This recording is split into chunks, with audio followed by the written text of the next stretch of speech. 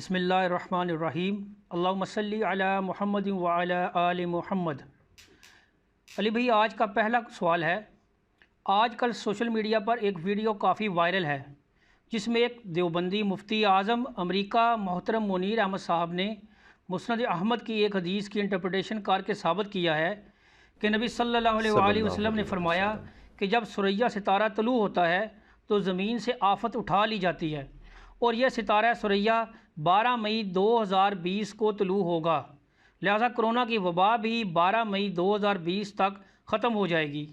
اگر واقعی ایسی کوئی حدیث ہے تو کنفرم کر دیں تاکہ ہم نان مسلمز تک یہ پیغام پہنچا کر ان پر اسلام کی حقانیت ثابت کر سکیں۔ شکریہ، مع السلام۔ وعلیکم السلام۔ انا للہ و انا الیہ راجعون۔ اللہ نہ کرے جی آپ لوگوں کو انگریزی آئے یا گوروں کو اردو آئے کہ ان تک یہ آپ لوگوں کی اس طرح کی ویڈیوز پہنچیں جس میں آپ لوگوں نے اس قسم کے غیر علمی دعوے کیے ہوئے ہیں اور احادیث کے منہ میں اپنا لقمہ ڈالا ہوا ہے۔ میرے بھائیو، یہ بالکل غلط انٹرپریٹیشن انہوں نے کی ہے۔ اس حدیث کا دور دور تک کوئی اس قسم کے وبائی امراض کے ساتھ کچھ لینا دینا نہیں ہے۔ اسلام صرف دو علوم کو مانتا ہے، یا ریویلڈ نالج ہو، کتاب و سنت کا علم، یا acquired knowledge, the knowledge obtained through observations and experiments، یعنی سائنس کا علم۔ ان دو علوم کے سوا کسی تیسرے علم کو اسلام نہیں مانتا ایتھینٹسٹی کے طور پر۔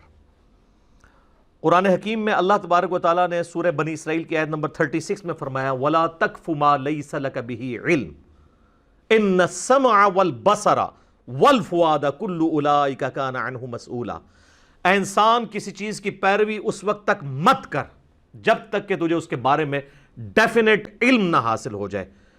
بے شک کان، آنکھ اور عقل، دل یا دماغ، کوئی بھی چیز ہو، اس کے بارے میں تمہیں پوچھا جائے گا کہ تم نے ان تین انسٹرومنٹس کو استعمال کر کے حق بات تک پہنچنے کی کوشش کیوں نہیں کی۔ یہ اس طرح کی تمام چیزیں توہمات ہیں، اور اسلام بالکل توہمات کے اگینسٹ ہے۔ کالی بلی راستہ کاٹ جائے، یہ نحوست کی نشانی ہے، توہم پرستی ہے۔ شیشے کا ٹوٹنا جو ہے وہ بری خبر کا پیش خیمہ ہے۔ کوا اگر گھر کے منڈیر پہ بیٹھا ہو تو مہمانوں کے آنے کی امید ہے، جوتی پہ جوتی چڑھ جائے تو کہیں پر سفر لکھا ہوا ہے۔ یہ سب کی سب چیزیں ہندوؤں کے زیر اثر مسلمانوں کے ہاں آئی ہیں۔ اسلام میں اس کی قطعاً کوئی گنجائش نہیں ہے۔ نہ اسے ریویلڈ نالج سپورٹ کرتا ہے، یعنی وحی کا علم، کتاب و سنت کا علم، اور نہ ہی ایکوائرڈ نالج سپورٹ کرتا ہے۔ اب رہا یہ جو دیوبندی مولانا ہیں، جن کو دیوبندی مفتی اعظم امریکہ بھی کہتے ہیں، ان کی یہ ویڈیو بدقسمتی کے ساتھ میں نے بھی دیکھ لی، کیونکہ یہاں پہ بھی کافی لوگ بھیج رہے تھے کہ جی دیکھیں اس طرح کی کوئی حدیث ہے مسند احمد میں۔ تو جب ہم نے مسند احمد کھولی تو اس وقت جو آپ کے پاس پی ڈی ایف 14 جلدوں میں اویلیبل ہے، یا مکتبۃ الشاملہ کے اندر، اس کے اندر اس حدیث کا نمبر ہے 5105 انٹرنیشنل نمبر کے مطابق۔ میری خواہش ہے کہ یہ حدیث نا آپ کسی بھی ایسے مسلمان یا غیر مسلم کے سامنے جس کو صرف اردو پڑھنی آتی ہو، چاہے وہ 5ویں کلاس کا اسٹوڈنٹ ہو، اس کو کہیں کہ بیٹا ذرا یہ حدیث پڑھو اور اس میں سے بتاؤ یہ مطلب نکلتا ہے، تو آپ کو پتہ چل جائے گا کہ اس کا کچھ لینا دینا نہیں ہے اس معاملے کے ساتھ۔ حدیث کے الفاظ کچھ یوں ہیں کہ سیدنا عبداللہ بن سراقہ رضی اللہ تعالیٰ عنہ ورحمہ اللہ تعالیٰ کہتے ہیں کہ میں نے عبداللہ بن عمر رضی اللہ تعالیٰ عنہما سے پوچھا اللہ کے نبی صلی اللہ علیہ وآلہ وسلم کے حوالے سے کہ جو پھلوں کی تجارت ہے اس کے بارے میں آپ کے پاس کوئی حدیث ہے تو بیان کریں۔ تو عبداللہ بن عمر رضی اللہ تعالیٰ عنہ نے فرمایا کہ ہمیں نبی صلی اللہ علیہ وآلہ وسلم نے آہا کے ختم ہونے سے پہلے پھلوں کی تجارت کرنے سے منع فرمایا۔ تو انہوں نے پوچھا یہ آہا کیا ہے؟ عین، الف اور ہا اور پھر آگے ہا۔ تو عبداللہ بن عمر رضی اللہ تعالی عنہما نے فرمایا کہ جب ثریا ستارہ طلوع ہوتا ہے یہ اس وقت کی نشانی ہے کہ وہ آہا کا یا آفت کا پیریڈ چلا جاتا ہے۔ وہ آفت کس پہ آتی ہے؟ پھلوں کے اوپر۔ یعنی ان کو کیڑا لگ جانا، ان کا خراب ہونا، یا پھلوں کے پکنے کا پیریڈ جو ہے جو کمپلیٹ ہوتا ہے وہ اس پیریڈ کے گزرنے کے بعد ہوتا ہے. اور اس کی نشانی عرب کے لوگوں نے رکھی ہوئی تھی کہ ثریا ستارہ جب طلوع ہوتا ہے، اور آج کی ڈیٹ کے اعتبار سے یعنی گرمیوں کا موسم جب شروع ہوتا ہے 12 مئی آلموسٹ، تو اس وقت تک جس پھل کو کیڑا لگنا ہوتا تھا، اس پہ آفت آنی ہوتی تھی، وہ آ چکی ہوتی تھی، اور جس نے پک کر تیار ہونا ہوتا تھا وہ تیار ہو چکا ہوتا تھا. تو ثریا ستارے کا کوئی آفت کے ساتھ لینا دینا نہیں تھا، بلکہ ایک ٹائم پیریڈ کو ڈیفائن کیا گیا. جیسا کہ ہمارے سب کانٹیننٹ کے اندر مونسون ہمیں پتہ ہے ساون کا مہینہ ہے، جولائی اگست کے اندر آتا ہے، اس کا کوئی اس کے ساتھ تو تعلق ہی نہیں ہے کہ آفات کا مہینہ ہے، یہ وہ تو آنی ہوتی ہے ہر دفعہ، ایک نیچرل پروسیس ہے. تو یہ اس چیز کا ذکر تھا، نہ کہ اس کا کسی وبائی مرض کے ساتھ یا کسی کورونا کی آفت کے ساتھ ریلیٹڈ تھی یہ چیز. یہ بالکل انہوں نے غلط انٹرپریٹیشن کی ہے. ہمارے یہاں پنجاب کے کلچر کے اندر بھی عموماً 15 اپریل کے بعد جو ہے وہ گندم کی کٹائی کا موسم شروع ہو جاتا ہے. اگر آپ سے کوئی پوچھے کہ جی گندم کی کٹائی کب ہوگی تو آپ کہیں گے 15 اپریل. تو عبداللہ بن عمر سے انہوں نے پوچھا کہ بتائیے کہ پھلوں کے بیچنے کا پیریڈ کون سا ہے کہ جس سے پہلے آپ پھل نہیں بیچ سکتے؟ تو انہوں نے کہا ثریا ستارہ جب نظر آئے گا نا اس کے بعد آپ پھلوں کو بیچ سکتے ہیں. اور اس کی ڈیٹیل پوری صحیح مسلم میں، تو مسند احمد میں تو بڑی دور چلے گئی، یہ حدیث مسلم شریف میں بھی موجود ہے عبداللہ بن عمر سے. چونکہ انہوں نے درس نظامی کے کورس میں بزرگوں کی کتابیں پڑھی ہوتی ہیں، یہ تو اصول برکت کے لیے ہوتی ہے. یہ میرا مقصد کوئی ٹانٹ کرنا نہیں ہے، صرف ان کے فالورز کو جگانا ہے کہ جن لوگوں پہ آپ نے رلائی کیا ہوا ہے نا، وہ لوگ علم حدیث سے کتنی واقفیت رکھتے ہیں. آپ کے ہاتھ میں تو اسلام 360 موجود ہے نا، تو صحیح مسلم کا میں آپ کو انٹرنیشنل نمبر بتا دیتا ہوں، وہ آپ کو آسانی سے مل جائے گا.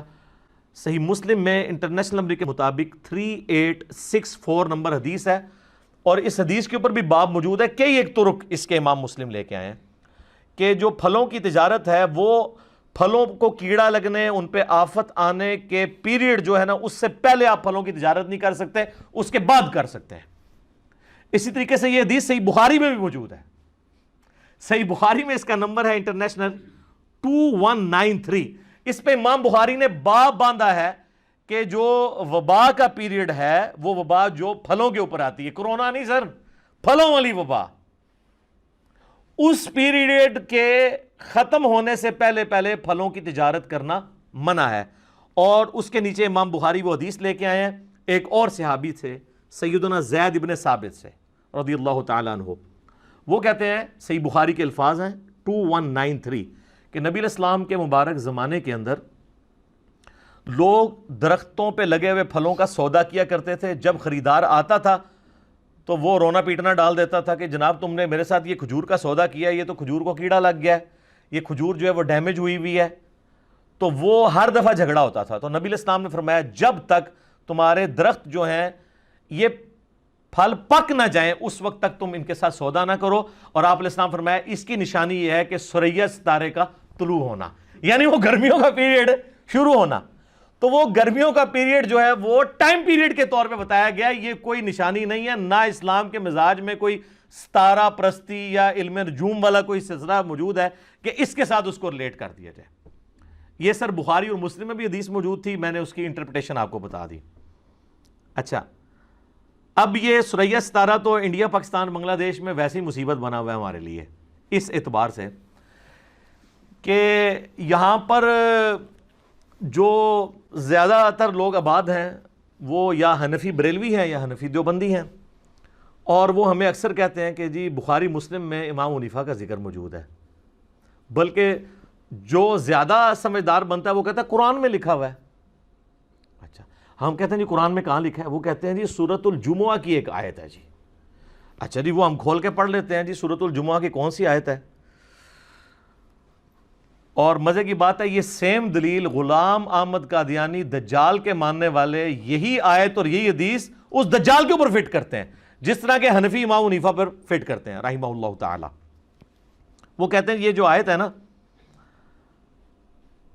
وَالَّذِي بَعَثَ فِي الْأُمِّيِّينَ رَسُولًا مِّنْهُمْ يَتْلُو عَلَيْهِمْ آيَاتِهِ وَيُزَكِّيهِمْ وَيُعَلِّمُهُمُ الْكِتَابَ وَالْحِكْمَةَ وَإِنْ كَانُوا مِنْ قَبْلُ لَفِي ضَلَالٍ مُبِينٍ.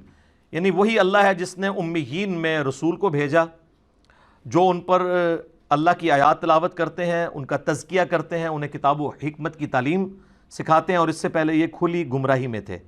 وَآخَرِينَ مِنْهُمْ لَمَّا يَلْحَقُوا بِهِمْ، اور ابھی اور لوگ ہیں جو ان کو آ کے ملیں گے، یعنی تابعین، صحابہ کرام کے بعد جو لوگ ایمان لے کر آئیں گے، جو ان کا زمانہ پائیں گے۔ وَهُوَ الْعَزِيزُ الْحَكِيمُ، اور وہی غالب ہے، حکمت والا ہے۔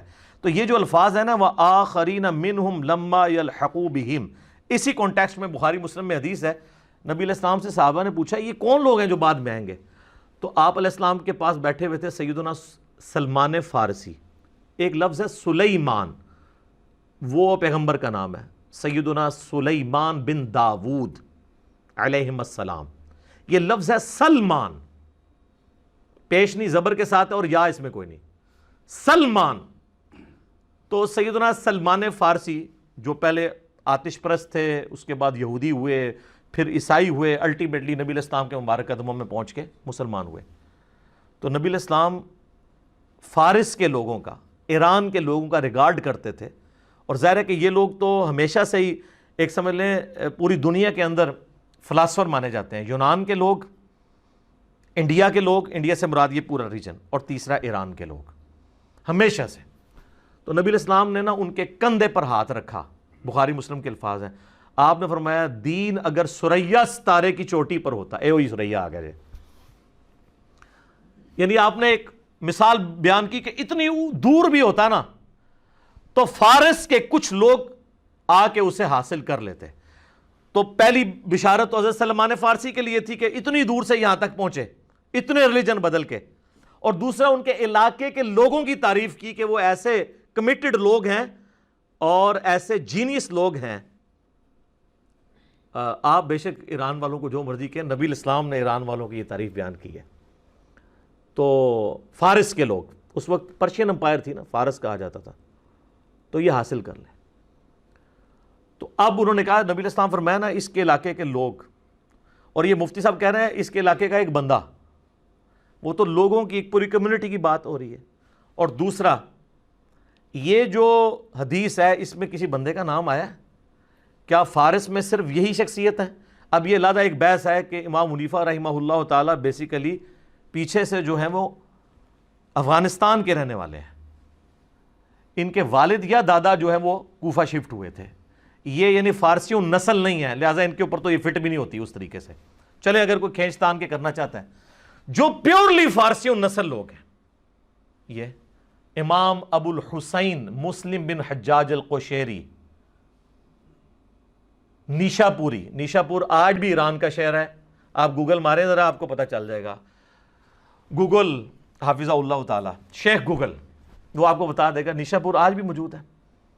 امام مسلم وہاں سے ہیں، امام حاکم جنہوں نے بخاری مسلم پہ المستدرک للحاکم لکھی ہے، چھوٹی ہوئی حدیثیں جمع کی ہیں اسی شرط کے اوپر، وہ نیشاپور کے رہنے والے ہیں۔ امام بخاری آخری وقت میں نیشاپور چلے گئے تھے، وہ تو پھر وہاں پہ خلق قرآن والا ایک مسئلہ ہوا جو میں نے پچھلی دفعہ آپ کو بتایا تھا، ان کو نکلنا پڑا، تو وہ گڑھ تھا علم کا، نیشاپور ایران۔ تو یہ تو امام مسلم کے اوپر بدرجہ اولا فٹ ہوتی ہے۔ اور دوسری طرف یہاں پہ جو قادیانی دجال کے ماننے والے ہیں وہ کہتے ہیں علامت قادیانی پہ، بلکہ مجھے صحیح طرح یاد ہے آج سے تقریباً 10-12 سال پہلے کچھ قادیانی نوجوان یہاں آئے، انہوں نے کہا جی وہ بخاری میں جو ہے وہ ہمارے حضرت جی کا ذکر موجود ہے۔ میں نے کہا جی بخاری یہ پڑھ لیں، اس میں کہاں لکھا ہوا ہے؟ یہ تو ایک جنرل حدیث ہے، اس میں کہاں سے یہ آ گیا؟ یہ تو کسی پہ بھی فٹ کر دیں گے آپ پکڑ کے۔